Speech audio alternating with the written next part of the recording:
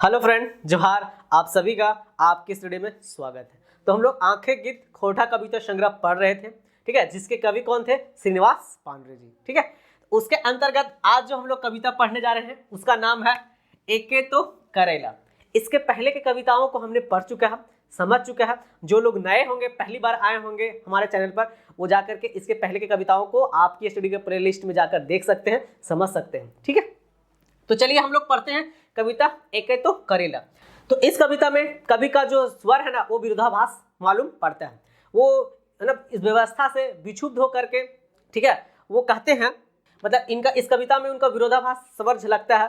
और जो ऐसा लगता है जैसे उनका जो वो एक कहते हैं कि एक तो करेला और ऊपर से नीम। करेला क्या होता है? करेला एक तो कड़वा होता है और ऊपर से क्या है? नीम है। यह एक प्रकार का कहावत है ना, कि करेला कड़वा होता है और उसके ऊपर और नीम जो तीता पे तीता हो गया, है ना, इस तरह से।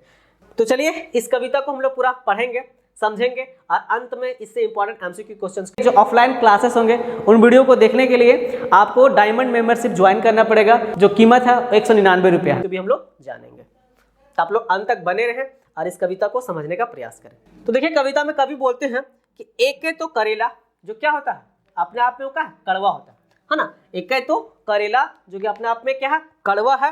फैर चढ़ा नीम, यानी उसके ऊपर और क्या चीज? नीम मतलब क्या हो गया? तीता हो गया। यह एक प्रकार का कहावत है जो कि समाज में, है ना, उपयोग किया जाता है। मतलब इस कविता में जो कवि का है ना, वो विरोधाभास स्वर झलकता है, जो कि है ना, वो व्यवस्था से विक्षुब्ध होकर के, है ना, ये कविता को लिखने का प्रयास किया, वैसे बता रहे हैं। तो बोलते हैं एक तो करेला फैर चढ़ल नीम, तभी आज अंगूर लते, हाँ, बाका बोका फरल सुधे सीम। ठीक है, कि तभी तो आज क्या है कि अंगूर लते जो है, अंगूर का जो लत है उसमें क्या है? तो बोका बाका, मतलब बाका बोका जो होता है ना, देखिए ये जो बाका बोका मतलब क्या होगा? टेढ़ा मेढ़ा, क्या उसमें सीम फरा हुआ है ना। वही बोला कि टेढ़ा मेढ़ा क्या हो गया कि फरल सुधे सीम।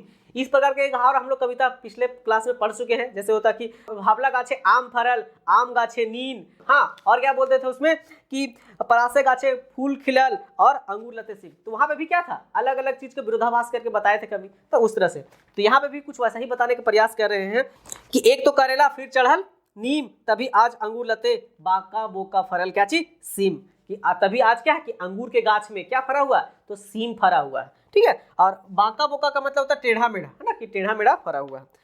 आगे बोलते हैं कि महासमुद्र के झींटे खातिर कौन उपागल, शक्ति अपन भूल के खपरीले दौड़ल। ठीक है, ये बताते हैं हम। तो बोलते हैं महासमुद्र के झींटे खातिर। झींटे खातिर का मतलब क्या होता है कि जैसे, है ना, कभी आप लोग बचपन में क्या जब पानी वानी पड़ा होगा तो क्या पानी को उबचने का काम किए होंगे, ठीक है। जैसे समझिए इस तरह से कि एक छोटा सा गड्ढा है या नदी तालाब में जैसे पानी सूख गया है, तो उसमें क्या होता है कि थोड़ा सा पानी रहता है, तो हम लोग क्या करते ये होंगे बचपन में, पानी को उसको उछाल करके फेंक देते थे, ऐसे कि पानी इस तरह से बाहर सारा निकाल देते थे, ठीक है। और उसमें जब पानी खत्म हो जाता था, यानी उसको गड्ढा को जो होता था उसको सुखा देते थे और उसमें फिर हम लोग मछली उछली मार करते थे, है ना। बचपन में आप लोग सारे लोग किए होंगे इस बात को। तो उसी को मतलब होता है झीटना, यानी छोटा मोटा गड्ढा उड़ा हो गया तो उसको हम लोग क्या करते थे? तो खपड़ी से, मतलब किसी चीज से पानी हाथ उससे छीट करके बाहर करके सुखा देते थे। तो वही बोल रहे हैं यहाँ आगे कभी कि कि महासमुद्र के झींटे खातिर कौन उपागल, शक्ति अपन भूल के खपरीले दौड़ल। क्योंकि महासमुद्र कभी सुखा सकता है? नहीं। महासागर को कभी सुखाया जा सकता है? नहीं, क्योंकि पानी पूरा भरा था। तो वही कौन उपागल है जो अपन शक्ति के भूल के, ठीक है, कि अपना जो उसका शक्ति है वो उसको भूल करके उसको, मतलब पानी को क्या किया? झीटने चला। झीटने का मतलब वही होता है कि, है ना, पानी को सुखाना, वो कि खपरीले दौड़ल। आगे बोलते कौन, है ना, टीवी के रोगी बने चलल भीम। कि कौन जो है टीवी के रोगी। टीवी के रोगी कहने का मतलब क्या है? तो जैसे टीवी का रोगी है तो उसके क्या होता है? उसका स्थिति टीवी से खांसते खांसते परेशान हो जाता है, यानी एक तरीके से पूरा क्या हो जाता है? कमजोर हो जाता है, उसके पास शक्ति नहीं रहता, वो निर्बल हो जाता है। लेकिन वो क्या हो गया? बने चलल भीम। भीम क्या थे?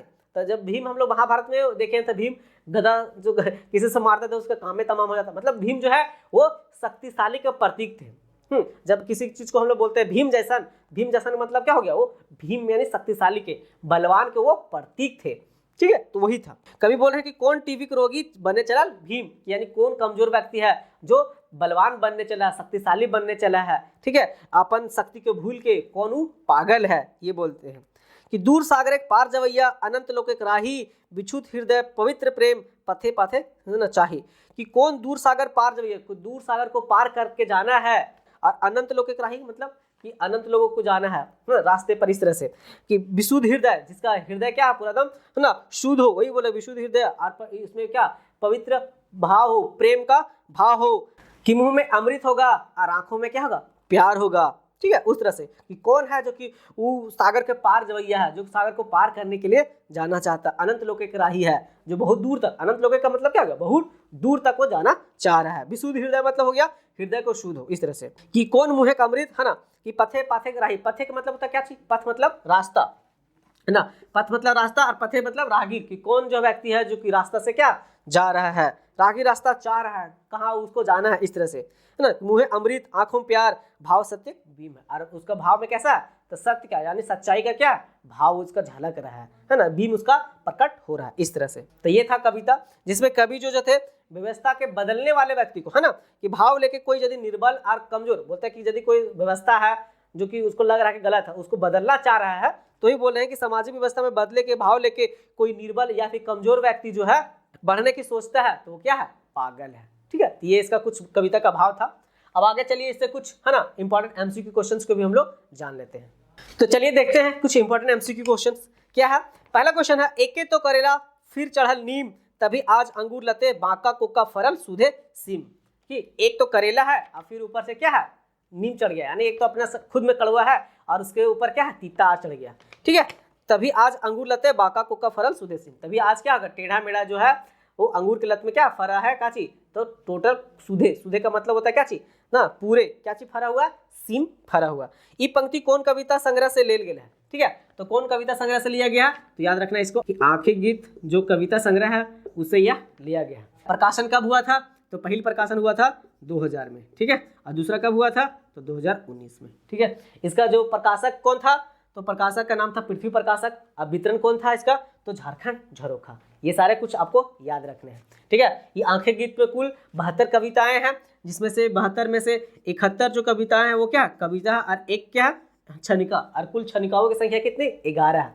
छनिका का मतलब हो गया कि एक क्षण में कही जाने वाली कविताएं, है ना। इसका जो देखने में तो ये छोटे होते हैं, लेकिन इनका जो भाव यानी अर्थ जो होता है वो क्या होता है, बहुत ही गंभीर होता है, यानी कहते हैं किसको, गागर में सागर भरने वाले, इस तरह से। तो ये याद रखना आपको। दूसरा, एके तो करेला कविता कवि के हत, है ना, कि ये जो कविता एके तो करेला इसके कवि कौन है, इसके कवि कौन है, तो श्रीनिवास पांडुरे जी। ठीक है, श्रीनिवास पांडुरे जी का जन्म कब हुआ था, 25 दिसंबर 1920 को कल्याणपुर बरवड्डा धनबाद में हुआ था। ठीक है, इनके पिता का नाम था शालिग्राम पांडुरी, माता जी का नाम था दुखनी देवी, पत्नी का मूर्ति देवी, इनके बेटे थे अर्जुन पांडुरी। ठीक है, इनके द्वारा लिखे गए बहुत सारे किताबें थे, जैसे बाल किरण हो गया, मेघदूत हो गया, दिव्य ज्योति हो गया, उद्वासल कर्ण हो गया। ठीक है, और सारे जैसे आंखें गीत भी उनमें से एक है। तो ये सारे कुछ इनके बारे में याद रखना है, कभी भी कुछ भी क्वेश्चन पूछा जा सकता है। अगला क्वेश्चन है, एके तो करेला कविता बांका कोका कर माने की हुआ, तो बांका कोका कर मतलब होता है क्या चीज, टेढ़ा मेढ़ा। ठीक है, कि जो कविता में था कि तभी आज अंगूर लते बांका कोका फरल सुधे सिम, कि तभी बता रहे थे कभी कि आज जो है अंगूर के लत में जो अंगूर का पेड़ है क्या है, उसमें फरा हुआ क्या चीज, तो सीम फरा हुआ, जो कि टेढ़ा मेढ़ा था। यानी कविता में विरोधाभासी स्वर नजर आ रहा था, किनका, कवि का। ठीक है, जो कि क्या एक तरीके से विक्षुब्ध भाव उनका झलक रहा था। तो ये सारे कुछ याद रखने हैं।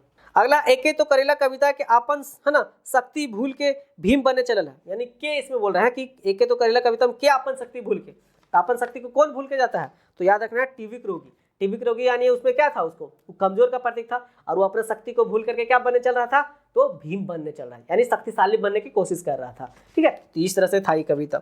अगला है क्वेश्चन कि एके तो करेला कविता कौन किताबें शामिल है। ठीक है, तो एके तो करेला कौन किताबें शामिल है, तो आंखें गीत। ठीक है, आंखें गीत जो क्या है, खोटा कविता संग्रह, इसके अंतर्गत ये शामिल था, तो ये भी याद रखना है। अगला क्वेश्चन है, आंखें गीत का भूमिका के देले है, आंखें गीत का जो भूमिका है, हाँ, ये कविता को आंखें गीत कविता संग्रह है, इसका भूमिका कौन दिए थे, तो भूमिका दिए थे इसका कौन, तो नारायण, याद रखना है कि नारायण। ठीक है, महतो, ये कौन थे, तो ये थे ठीक है श्रीनिवास पांडुरे जी के बचपन के दोस्त थे, साथ में श्रीनिवास पांडुरे और ये दोनों पढ़ाई किए थे। ये जब कविता प्रकाशित हुआ था तो उसमें इन्होंने ठीक है आपन भूमिका लिखे, क्या लिखे थे वो भूमिका, और आपन बात कौन लिखे थे, तो इनके बेटे श्रीनिवास पांडुरे के बेटे अर्जुन पांडुरे लिखे थे। तो ये भी बात याद रखें। अगला क्वेश्चन है, आंखें गीत के मुख्य वितरक कौन है, तो वितरक अभी जैसे मैंने बताया कि इसका वितरक कौन है, तो झारखंड झरोखा, और इसका प्रकाशक कौन है, तो पृथ्वी प्रकाशन, ये याद रखना है। ठीक है, अगला क्वेश्चन, आंखें गीत का दूसरा संस्करण कब है, तो आंखें गीत जो कविता था इसका दूसरा संस्करण कब हुआ था,